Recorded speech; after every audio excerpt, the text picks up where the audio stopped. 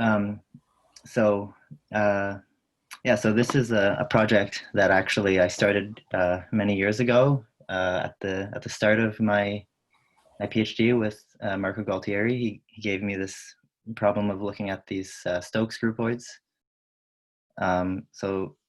This is really only about the first Stokes groupoid. Um, so yeah, so I finally decided to kind of write down the details of this project, and yeah, I should put up a preprint on the archive within a couple days as well. So let me just start. So the plan of my talk is to study flat connections on principal bundles with logarithmic singularities using tools from the theory of Lie groupoids. So just as a way of introduction, let me just kind of go through the main words in the sentence and kind of expand on them, and just in that way it'll give some of the context for the rest of the talk. So first, so I'll be looking at principal bundles, so principal G bundles, and the group here will be a connected complex reductive group. And if you don't know what this means, that's okay. The main example is the general linear group. And in this case, principal bundles are really equivalent to vector bundles. So if you have a vector bundle, you can take a principal bundle of all bases, and that gives you a GLN bundle. Okay, next, connections. So a connection on a principal bundle, it's a lift of the tangent bundle of the base to the tangent bundle of the total space of the principal bundle in kind of a G invariant way. So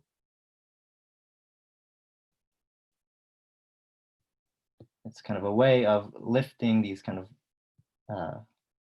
tangent lines to horizontal tangent planes in P.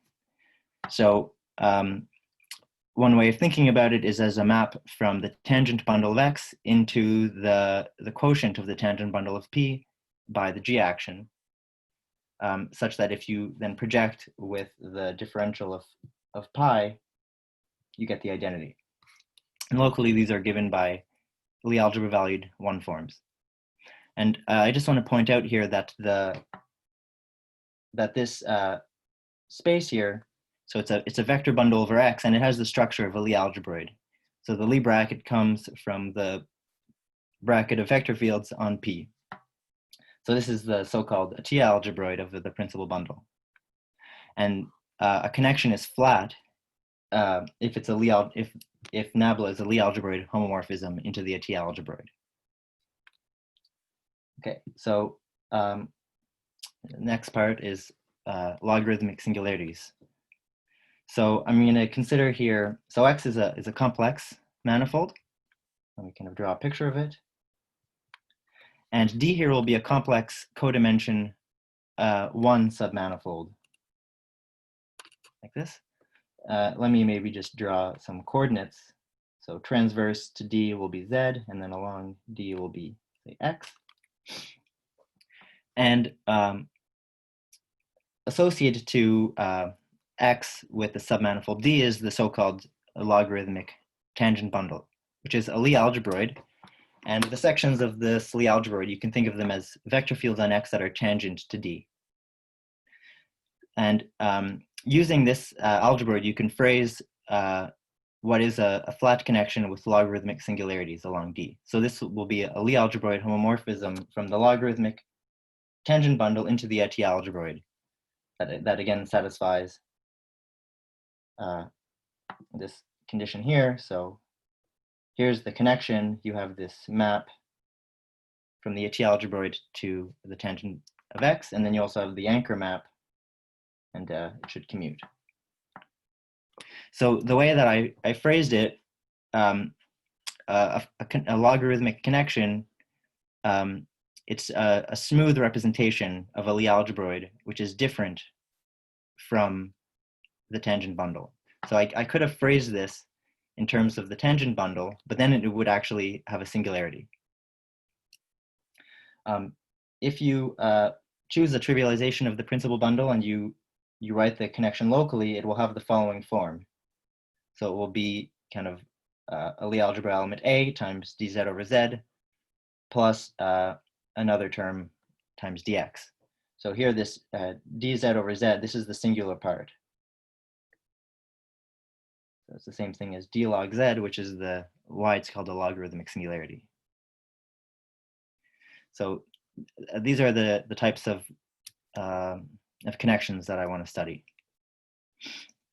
Okay, and so the final part is what do I mean by kind of the Lie theoretic perspective or Lie groupoid tools. So already I've kind of phrased the definitions in terms of Lie algebroids, but I want to bring in now the integrations. So all of these Lie algebroids that I listed, they have integrations to Lie groupoids.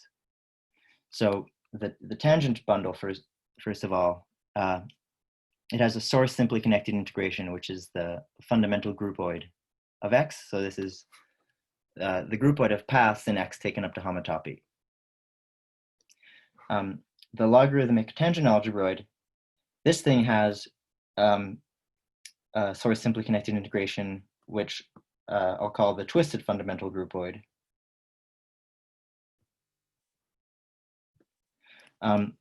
I won't say right now much about what it is, just that it exists. So you can show that it exists by applying either a result of Debar or of Kreinick and Fernandez.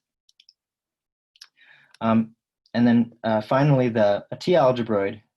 This thing has an integration which isn't the source simply connected one, but it's the so-called gauge group. Say gauge groupoid, for example. So this is a groupoid over X, and the arrows in this groupoid are G equivariant maps between the fibers of the principal bundle. So for example, if you had, say, points X and Y inside of X, the principal bundle has these fibers PX and PY, then the arrows kind of going from X to Y would be these maps between the fibers. Okay, so the different algebroids, they have integrations, and also the maps. So the connections, they can also be integrated. So this follows by Lie's second theorem for groupoids. It says that these Lie algebroid maps, they integrate uniquely to Lie groupoid maps.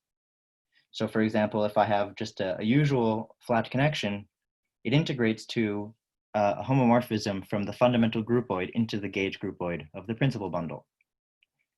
For example, if we take a path gamma in X, then T will be a map from the fiber at the start of the path to the fiber at the endpoint of the path.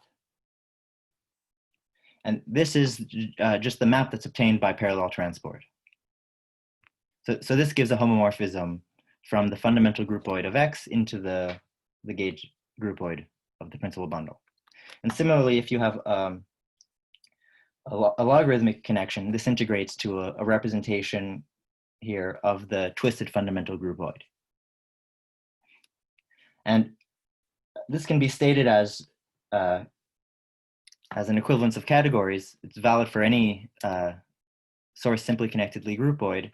So if you have a Lie groupoid G that has a Lie algebroid A, then you get, in the same way, an equivalence of categories between the representation of the algebroid, so by this I mean the flat A connections, and the representations of the integrating groupoid. By this I mean the homomorphisms from the groupoid into the gauge groupoid of a principal bundle. So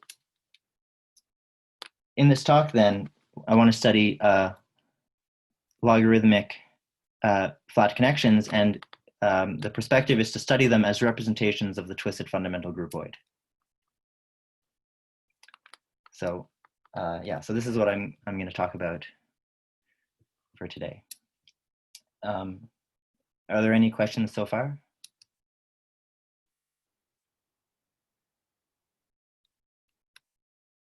Okay, so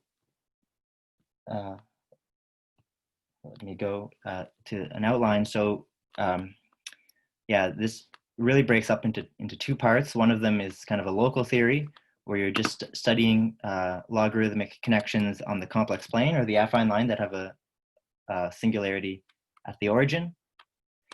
And this is really related to the theory of ODEs with Fuchsian singularity.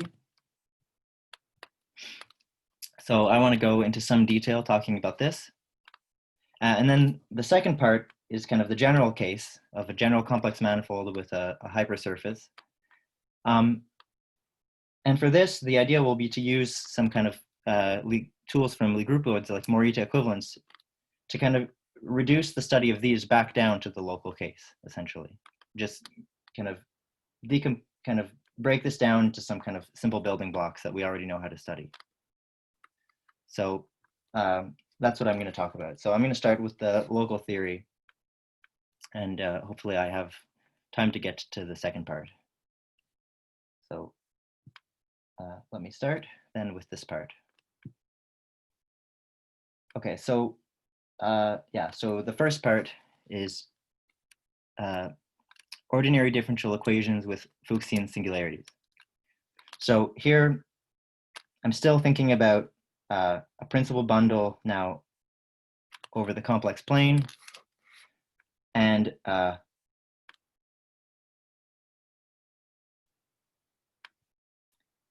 logarithmic flat connection. But I'm going to start talking about it from the perspective of if you trivialize the principal bundle, then you can describe this in terms of an ordinary differential equation that has a singularity. So the ordinary differential equation has the following form. So here, A is a holomorphic map into the Lie algebra, or if you're working with GLN, it would just be a holomorphically varying family of matrices on the complex plane. And S here is a solution to the differential equation, which it's really a fundamental solution. So where you would, I mean, you would imagine that maybe a solution is just a column vector that solves this equation, but we want to take all of the solutions, like a full basis of solutions, and put them together into a matrix. That's what S will be. And this differential equation, it has a singularity because of this Z over here. So because of this, the fundamental solution, it won't be well defined. So it possibly will have a singularity. S will have a singularity at 0. And then on the complement, it could be multi-valued. Okay, so these differential equations have been studied for, I think, at least going back to the 1800s. So there's a lot that's already known about them. And there's a lot of kind of results about normal forms and classification that are due to all of these people that I've listed. So I want to start by reviewing the kind of the classical way of thinking about these differential equations. And so one thing that you want to do if you're trying to study this equation here, if you're just given an arbitrary value of an arbitrary a of z, it might be kind of difficult to understand what's going on. So one of the approaches is that you want to do a change of variables. So you want to change from s to t using a g-valued function. And you want to plug in, so if you do this kind of change of variables and you plug this into the differential equation, then you'll get a new differential equation for t. And so the idea is that you want to make a good choice of this function g that simplifies the equation as much as possible. And the ultimate way of simplifying it is if the matrix A, or the Lie algebra element A, becomes constant, like this. So you want to simplify the problem by doing a change of variables such that the differential equation becomes this really simple equation here. Because this one here, it has a solution, which is just t of z, which is z to the a of 0. So you can see already depending on what A is, this could be multi-valued, or it could vanish at the origin, or it could have a pole, or it could even have some logarithm terms. So then the solution to the original equation is just obtained by then multiplying by G inverse, like this. So this this kind of change of variables, it's instantiated by gauge transformations. So the way that this change of variables, the way that it affects the matrix A is in the following way. So this is just gauge transformations. And so what we're trying to do then is we're trying to find an element G that solves this following equation here. And the way that this is usually done is you just solve it order by order in Z. So you take A and you expand it as a power series in Z about the point 0. And then you try to kill off each term, each order of Z term. So, I mean, you want to keep the first order, the term A0, but then you want to kill off A1, A2, A3, and so on, so that it just becomes constant. So the way that, one way that you can do this, suppose we're at stage K, so we've killed off A0 up to AK minus 1, and now we want to kill off AK. So what we do is we take a gauge transformation of the following form. So it's the exponential of Z to the K times XK. And then when we use this as a gauge transformation on A, what we get in degree K is this term here. And we're trying to set this term equal to 0. So we can do this if we can set this equal to 0 just by letting x to the xk equal to the adjoint action of A0 minus K inverse applied to AK. So for this value of xk, this will kill off the kth order term. And then in the end, we just multiply all of these terms together, and that will solve the problem. So that's kind of the I guess this is the way that you learn how to solve these equations, maybe in undergrad. And there's just one problem with this approach, which is that it might be that this is not an invertible matrix. So this is the phenomenon of resonance, which I think is the main source of subtlety in these types of differential equations, which is that if two of the eigenvalues of the 0th order term in A, so this is A of 0, if two of the eigenvalues, if they differ by a non-zero integer, or for kind of a general Lie algebra case, if there's a root that pairs with this term to give you a non-zero integer k, then this operator here, it might have it will have a kernel, and so that means that this equation might not admit a solution. So that means that the best we can do is we can remove all the terms in the expression for A except those that are in the kth eigenspace. So what we get in the end is what's sometimes called the Levelt normal form, where the expression for A, the term of degree I is a nilpotent element that has the property that if you bracket with this, I guess this is the semi-simple part of the 0th order term, it brackets to give you I times Ni. So it's exactly in the ith eigenspace of the adjoint action.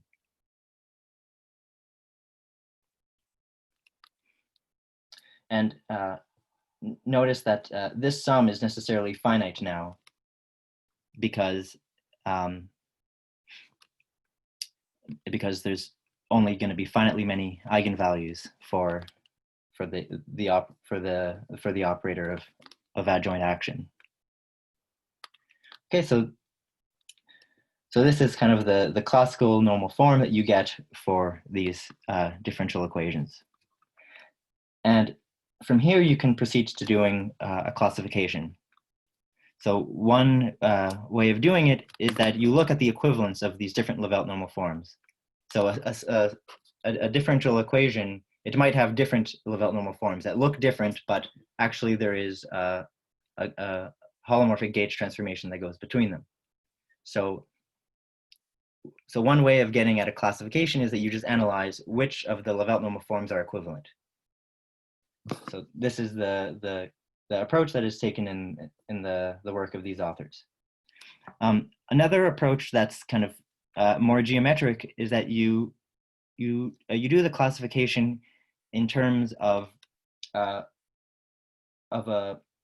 vector space, which you could think of as the vector space of solutions, equipped with a filtration, and then a monodromy element, a monodromy operator that preserves the filtration.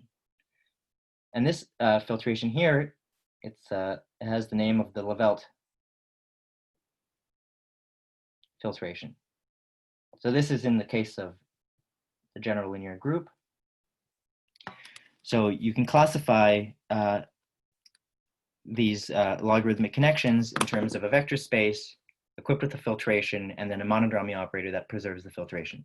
And this filtration, it kind of encodes the asymptotic behavior of the solutions as at the singularity. If you want to generalize this to a general reductive group, you have to replace the notion of a filtration with a parabolic subgroup. So this is what Bolsch does in his classification. And one maybe minor drawback of these classifications is that they're done on the level of isomorphism classes. So you have kind of isomorphism classes of connections on one hand, and then isomorphism classes of whatever you're classifying on the other. So it becomes difficult to. So I guess maybe you'd want to make this into an equivalence of categories, which gives you kind of a general recipe of going between the logarithmic connection and then whatever data that you're using to classify it. And you want some constructions to go back and forth between them. And the reason that it's difficult to do it with these approaches is that they are, at least one of the reasons is that they use kind of non-canonical normal forms. So they make use of the Levelt normal form, which is not canonical because there could be different Levelt normal forms. And it also requires choosing a trivialization of the principal bundle to get to this. So yeah, so now I'm going to talk about the approach to studying these things using Lie groupoids and how it kind of leads to a more functorial understanding of these things. So recall now, logarithmic connections are equivalent to representations of this twisted fundamental groupoid for the complex plane or the affine line A with the hypersurface given by the origin. And in this case, the twisted fundamental groupoid has a really simple description. It's just an action groupoid. So a point in this groupoid, an arrow, is a pair lambda z, which you think of as going from the point z in the affine line to e to the lambda times z. So what we want to do is study the category of representations of this action groupoid, which again, the objects are principal bundles P and then homomorphisms from this action groupoid into the gauge groupoid. If the principal bundle is trivial, then it becomes really simple. It's just homomorphisms. So this is P, just a trivial bundle. Then the representation, you can just express it as a homomorphism into the group. Okay, so this is what we want to study. And maybe I should just mention kind of the basic structure of this groupoid. It has two orbits. So one of the orbits is the complement of the origin. And the isotropy group at a point, say at the point 1, so this is all the arrows that go from 1 to itself. This isotropy group is a copy of Z.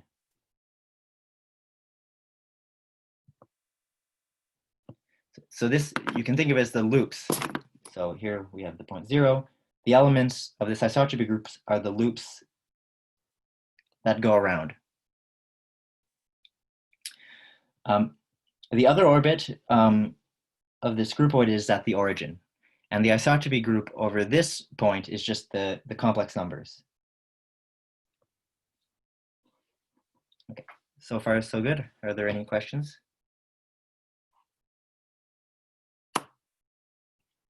Okay, so I'm just going to explain now how you can extract some of the kind of invariance that that you have for logarithmic connections from the perspective of Lie groupoid representations. So the first one is the monodromy. So the monodromy of a representation, so it's supposed to be kind of what happens when you go around once. So the monodromy is obtained by taking the representation and evaluating it at 2 pi I times z. 2 pi I z. So we're at the point z on the base, and we're considering the loop that goes around once. Oops.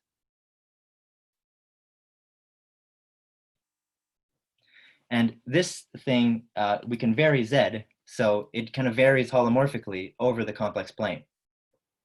And it gives you an automorphism of the representation. Okay, so that's the first part. Next is the residue. So for this, I want to phrase it in the following way, is that we have a homomorphism from C into the action groupoid, which just includes C as the isotropy group over the point 0. So we're just looking, so this is kind of a way of probing the orbit at 0. And so what you can do now is you can pull back representations of the action groupoids to representations of C. And representations of C, these are very simple. They're just given by an element of the Lie algebra. So I wrote here, this is the pullback of a representation, and I evaluated at a complex number lambda. It's just going to look like exponential of lambda times r, where r is an element of the Lie algebra. And this element r is called the residue. So if we're looking again at this differential equation that I wrote at the beginning, then the residue would be a at 0. So this is kind of how it comes out from the representation of the action groupoid. So there's also a homomorphism going in the other way from the action groupoid to C, where you just project onto the first factor of C. And this allows you to pull back representations of C to representations of the action groupoid. And the representations in the image of P star are trivial. So in the sense that they really live on trivial bundles, so of the form like this, and they just take the form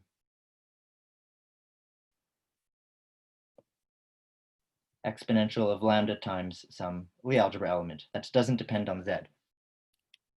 So in terms of the differential equations, these are the differential equations where the element a does not depend on z. Okay, and now we can combine these two functors of restriction and then pull back by the projection, and this gives a linear approximation functor. It takes an arbitrary representation and it outputs the trivial representation that's determined by the residue. So this is like taking this differential equation and kind of sending it to this trivial representation. So this gives kind of a canonical normal form, kind of a linear approximation for a logarithmic connection. And now we can make sense now of what is a linearization of a representation. So this is an isomorphism from the linear approximation to the given representation. So this is kind of a way of phrasing what we were doing at the beginning, but in kind of a more invariant way, of where we had a given differential equation, and we were trying to find a gauge symmetry that turned it into a trivial representation. So this gets kind of now promoted to this definition of a linearization. And now it's kind of more canonical. It doesn't depend on any choice of trivialization or anything. And a linearization is called strict if over the point 0, it's the identity. So at the point 0, these two principal bundles have the same fiber. So it makes sense to demand that T there is the identity. So this notion of a linearization, one way of thinking about it is as a type of regularized parallel transport. Because if you take, say, T at 1, it's really a map from the fiber of P over 0 to the fiber of P at 1. And if you kind of wrote down what this would look like, it would really look like you have the parallel transport into the singularity, and then this is maybe blowing up, and so then you remove the parts that are exploding. So because of this, linearizations, they encode the asymptotic nature of the fundamental solutions at the singularity. And so they're really closely related to the Levelte filtration from before. But they don't necessarily exist because of this phenomenon of resonance that we saw before. So we saw before that we cannot actually linearize all representations. So let me just talk about one special case where we can actually linearize a representation. And for this, I just want to review, first of all, the Jordan-Chevalley decomposition for elements of a reductive group, or for GLN. So given an element of a group, there is a unique decomposition of the group into a semi-simple element, so like a diagonalizable matrix, and a unipotent element. So here I wrote the definition in GLN. It means that if you remove one, it becomes nilpotent. So an element has a unique decomposition as a product of a semi-simple and unipotent such that the two commute. So that will be important in what's coming up. So a representation can be linearized if the monodromy is semi-simple. So this is a special case of representations where you can always actually find linearizations. And the proof is really simple from what we've seen before. So remember, we have the Levelte normal form for the associated differential equation. So it was a differential equation of this form where A of Z, it's just the sum of this semi-simple term plus these nilpotent terms that bracket with S to give you I times Ni. So when we write the differential equation in this way, we can write the monodromy in this really simple form. It's just the exponential of S times the exponential of N, where N is the sum of these nilpotent terms. So N is nilpotent, which means that this term is semi-simple. And because of this relationship here, sorry, this term is unipotent. This term is semi-simple. And because of this relationship here, these two matrices actually commute. So this is actually the Jordan-Chevalley decomposition of the monodromy. And we're assuming that the monodromy is semi-simple. So that means that the unipotent part, it has to be the identity. So because of that, N needs to be equal to 0. So this term actually can't be there, right? Because these N's all have to be 0. And so because of this, when we put the connection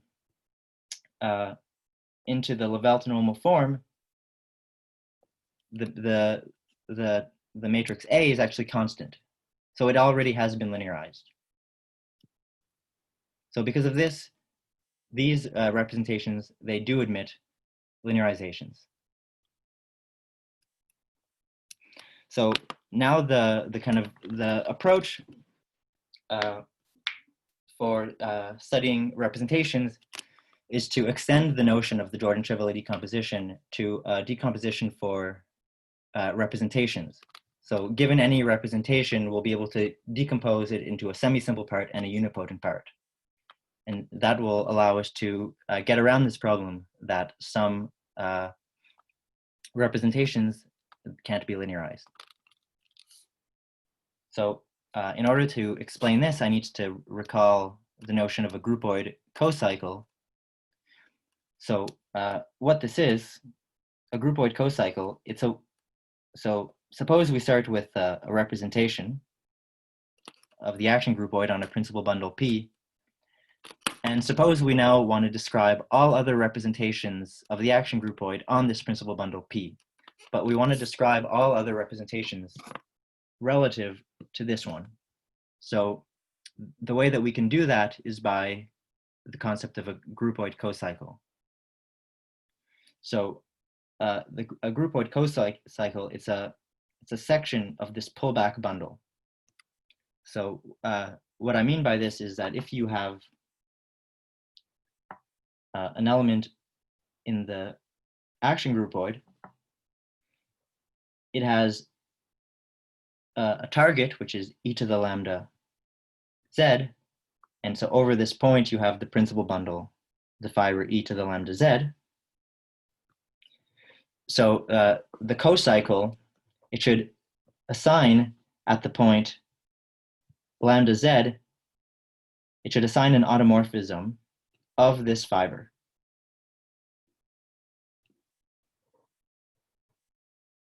And so this allows us to deform the representation phi into a new representation. So what I mean by this is that we take, say, phi of lambda z, and we compose it with the representation at lambda z. So this is going to be a map from p of z to p of e to the lambda z, and then this thing is an automorphism, so it sends to p e to the lambda z. So in this way, we get the right type of object. And the only thing we need to check is if this thing is still a homomorphism. And to check whether this thing is a homomorphism, we need to check it's equivalent to this cocycle condition here. So that's that's what a groupoid cocycle is. It's you can think of it as a way of deforming a representation, a given representation.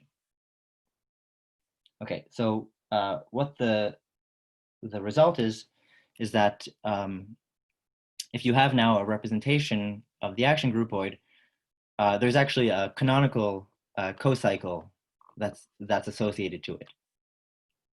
And this cocycle, it represents the unipotent part of the representation. So what you do is you start with a representation.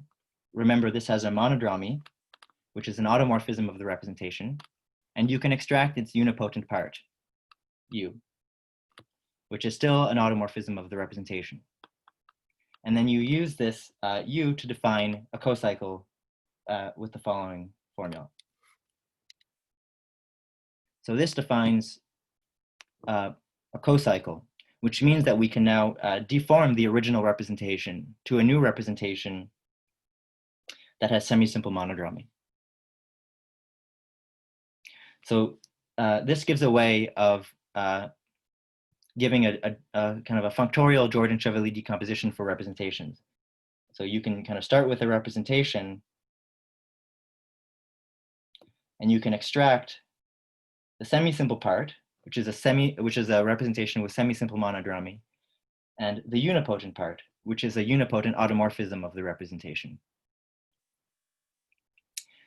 And now this kind of gets around the problem that there were no linearizations, because the semi-simple part does admit linearizations.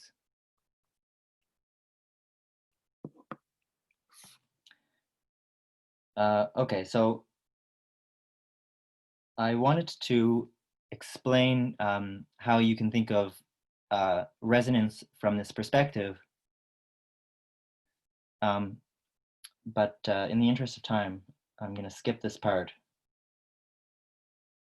The only thing I'm going to say is if you start with a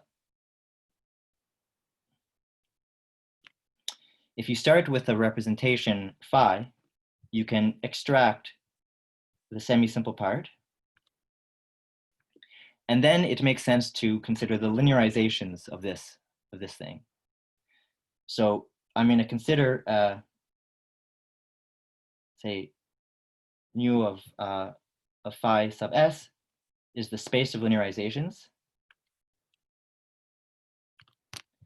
and it's going to be a torsor for the automorphism group of the linear approximation. And you can also consider the strict linearizations,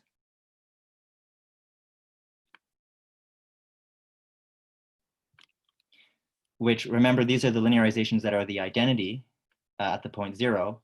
So these will be a torsor for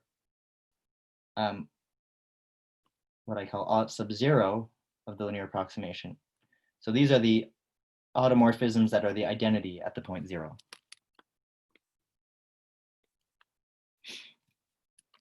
So let me just skip now to the classification then. So I want to define a category that I can use to classify the representations, and it will consist of the following data. So here so here K1 and K0, these are G torsors. So they're kind of principal bundles over the point 0 and over the point 1.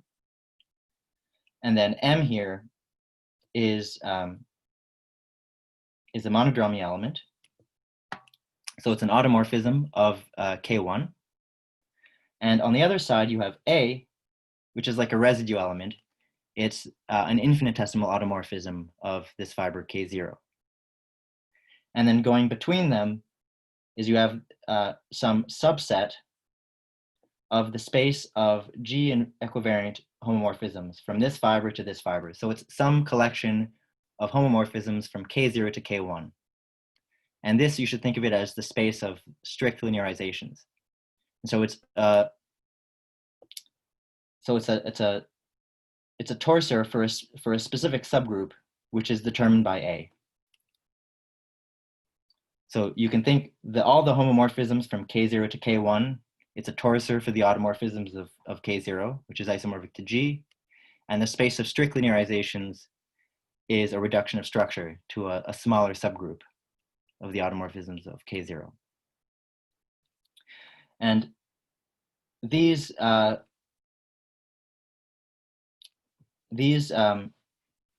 they need to satisfy a compatibility condition, which is very similar to the compatibility condition that, so if you think about these things in terms of parallel transport. So here M is like the parallel transport around a loop at 1.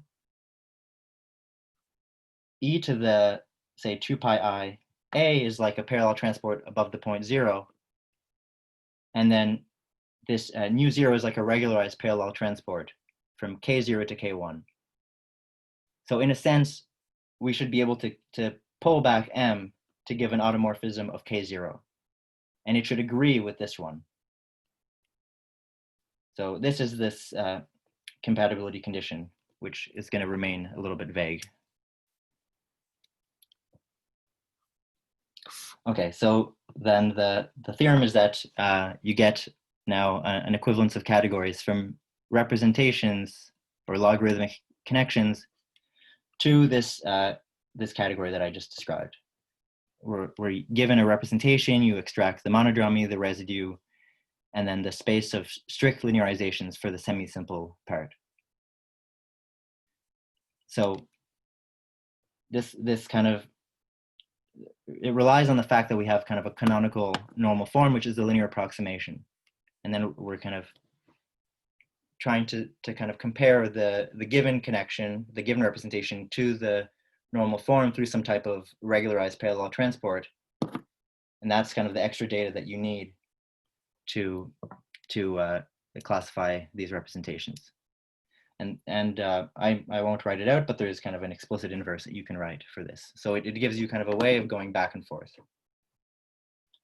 Okay, so that's the local theory, which you can see it was a bit involved, and I didn't even have time to go through everything. So for the rest, I want to try to go through, talk about what happens for a general case of a complex manifold with a complex codimensional hypersurface, and then studying logarithmic connections on this space. So there's already some existing results for these things as well, but I want to kind of improve on this by giving, again, like a functorial classification for general reductive group. And so again, the way that we're going to approach this is that we're going to study flat connections in terms of the representation theory of the twisted fundamental groupoid. And the main idea here is to use Morita equivalence to kind of decompose the twisted fundamental groupoid into some kind of building blocks that are made up of this action groupoid and then the fundamental group of the complement. So once we can kind of decompose the twisted fundamental groupoid into these building blocks, it will be easy to describe the representations. So that's kind of the approach. Let me briefly then go over Morita equivalence. So Morita equivalence, it's an equivalence relation between Lie groupoids,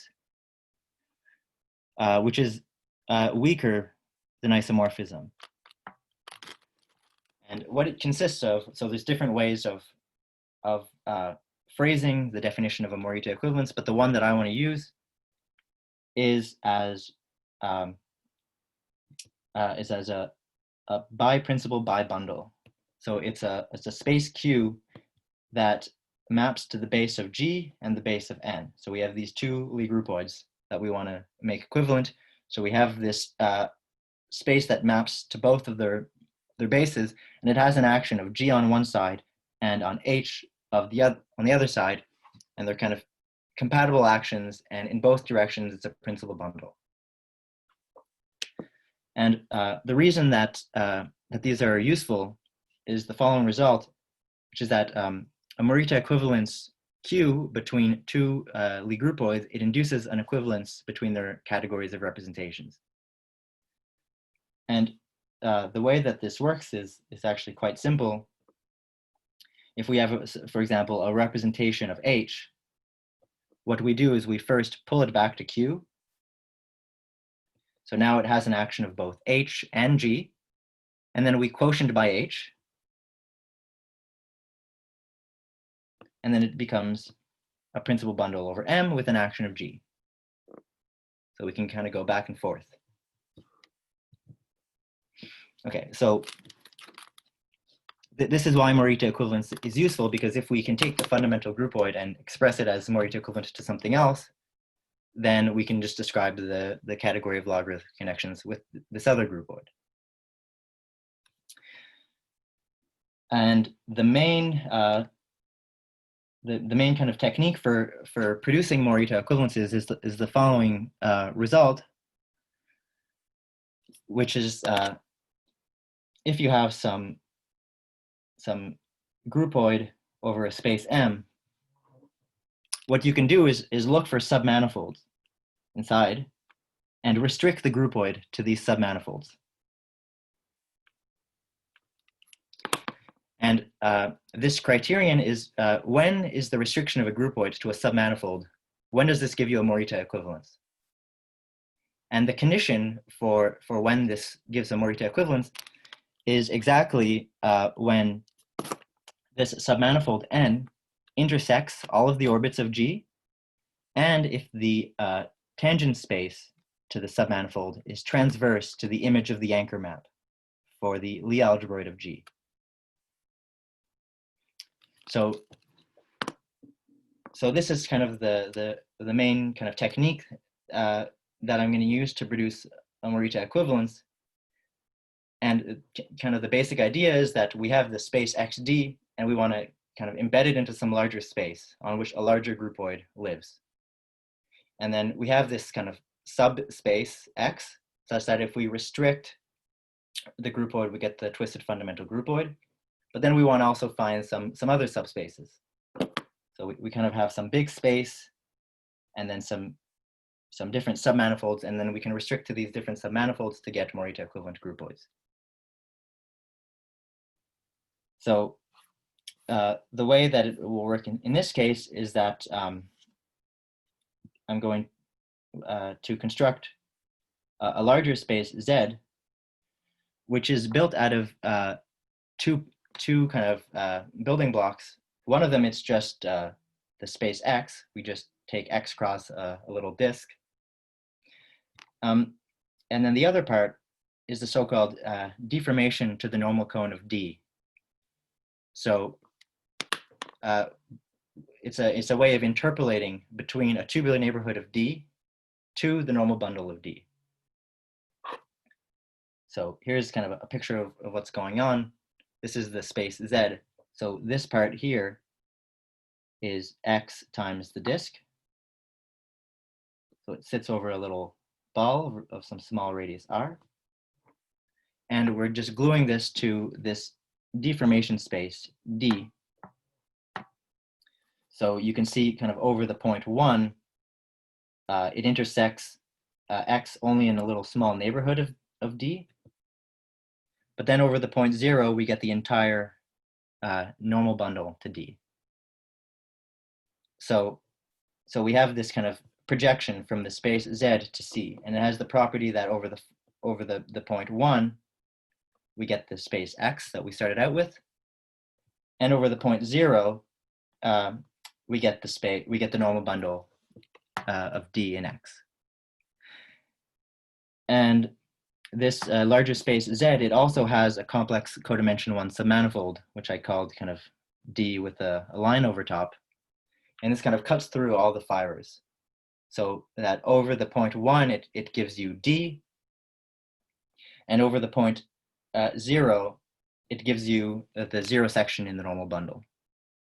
So we get kind of this big space now that interpolates between XD and the normal bundle to D and X with the 0 section. So what we're going to do now is we're going to consider the twisted fundamental groupoid of this larger space.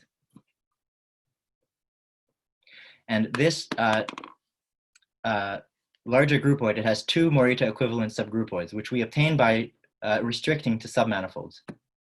So one of them we restrict to this fiber here. When we restrict here, we just recover the twisted fundamental groupoid, but it's Morita equivalent to the larger twisted fundamental groupoid.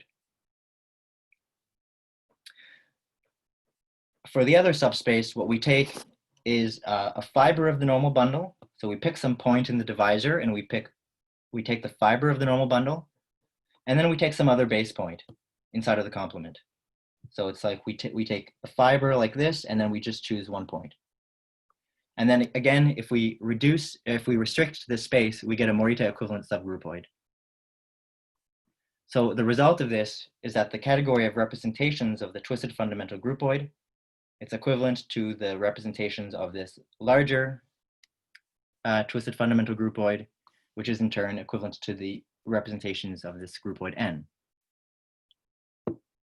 So the idea is that this groupoid N is going to be much more simple to describe than the twisted fundamental groupoid. So let me just explain what is this groupoid N, and it's actually quite interesting. You can think, so remember so here's a picture of X, and here in purple I drew the normal bundle to D in X. So the groupoid N is going to be the kind of the base of the groupoid is going to be the union of this purple plane and this point here, this base point X0. And so what this this groupoid is, it's like a fundamental groupoid of the space, but some of the endpoints, they don't lie on the space X, they lie on the normal bundle to X. So here's kind of a picture of the types of paths that we can have in this groupoid N. So they could start at a point on the normal bundle and go around inside of X and go back to another point on the normal bundle, or they could start at a point in the normal bundle and go to the base point X. So this kind of idea of considering paths with base points that are not in the original space, but in the kind of the normal bundle to some subspace. This is an idea that was first introduced by Deligne, and he called these paths with tangential base points.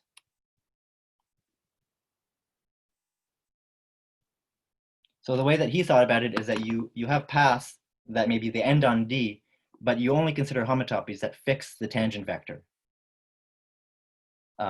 This gives kind of a different way of constructing these. So it gives kind of a realization of these kind of fundamental groupoids with tangential base points as a Lie groupoid. Yeah, so there's a question, is the Lie groupoid smooth? And yes, it's smooth. And this groupoid is actually a lot more simple to describe because it breaks up essentially into two parts. So one part of the groupoid is kind of paths that start at a tangential base point and go into and kind of move around in X minus D and maybe end up back on the normal bundle, or maybe they end up at this base point X. So that's kind of one part of the groupoid, which is Francis, can I ask a thing? Yep. So these paths are considered up to some equivalence relation. Well, which is no. Well, so I'm saying that one way that you could think about it is as paths in X that have an endpoint on D, where you consider the equivalence relation that the homotopies fix the normal direction of the tangent. Mm-hmm. But that's not the way that I came to it. Remember, I constructed it as kind of as a subgroupoid of the twisted fundamental groupoid of this larger space. Right. So they're paths inside of this larger space, but I'm just saying that you can kind of think about them in this way, as paths in X minus D that have base points in the normal bundle. Yeah, up to this equivalence relation. Yeah. Right. Could you also take a tubular neighborhood and realize the normal bundle inside in the neighborhood of D and do a similar thing to show that it's a smooth groupoid or something? What do you mean? I mean to make more sense of the endpoint of the path being in a normal bundle. Could you take like a tubular neighborhood of D to realize like the normal bundle in some neighborhood of D in X, and then you? So I think the answer is yes, except for the fact that there are not tubular neighborhood embeddings in the holomorphic category. Oh, I see. So this is kind of the way of getting around it.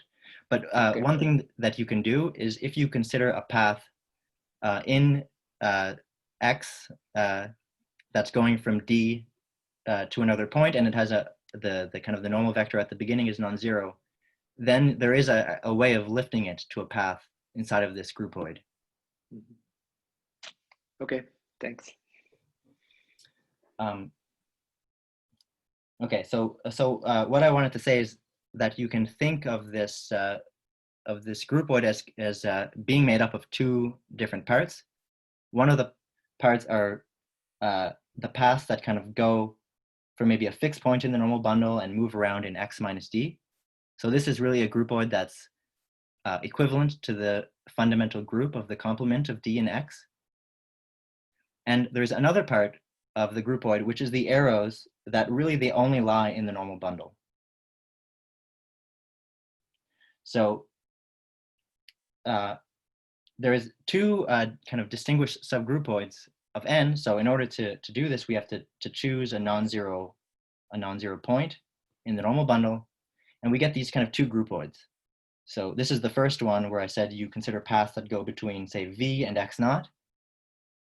So this part is Morita equivalent to the fundamental group of x minus d. And then you have this other part, which is an action groupoid for this group, which I called A of the normal bundle, which is basically made up of C. So it's like an action groupoid of C on the normal bundle. And then there's kind of another topological part, which has to do with kind of the paths in the normal bundle where you remove the zero section. So here by this kind of star here, I mean nx d minus the zero section. So the groupoid n is kind of has these two subgroupoids, and what you find is that it's actually a push out of these groupoids. So you can construct n by gluing these two groupoids along some subgroup, some other subgroupoid. And the reason why this is nice is, remember, a representation of n is a homomorphism into a gauge groupoid of a principal bundle. But because this is a push out, this is equivalent to a representation of this groupoid and a representation of this groupoid, which agree when you pull them back to a common subgroup. So the representations of n, they kind of decompose into representations of these two subgroupoids. And furthermore, if you look again at this action groupoid, oops, it has some kind of topological part, but it's really essentially the main kind of part of this groupoid is a C action groupoid on the normal bundle. So this part, kind of the representation of this part, gives you just the representation of the fundamental group of the complement, and this part here gives you a representation of an action groupoid, which is what I considered in the first part. So now you can completely kind of break everything up into these two components, and so that allows a classification of these representations. So let me just briefly describe this. So for this, we need to choose kind of one more piece of data, which is a path which goes from a specific from this specific normal vector v to the point x. And the reason I want to do this is because it kind of, so in the normal bundle, there's this special loop that goes around the zero section, and I want to drag that along by p to give me a loop L in the fundamental group of the complement based at x naught. Okay, so with this kind of extra choice, I can now define a category which is similar to before. It has this type of data. So it has a torsor over the point D in the hypersurface here. It has another torsor or principal bundle over the base point x naught. Then on the point D, you have this infinitesimal automorphism, which is like the residue, which is an infinitesimal automorphism of this torsor. And then on the other side, you have an action, a representation phi of the fundamental group of the complement. And then going between them, you have this, again, this space of regularized parallel transports, which is going from the fiber over the hypersurface to the fiber over the base point. So it's similar it's similar to the way that you would usually represent a fundamental groupoid over some different base points, except for the fact that one of the paths has a tangential base point. It has a point along the normal bundle. And so the types of paths that you get kind of in the representation, they're these regularized parallel transports rather than kind of ordinary parallel transports. So yeah, so this is the category, and then the result is then that you get an equivalence of categories between the category of logarithmic connections and this category that I just described. Okay, so I think that's it. Sorry for going over time. No, thank you so much for the beautiful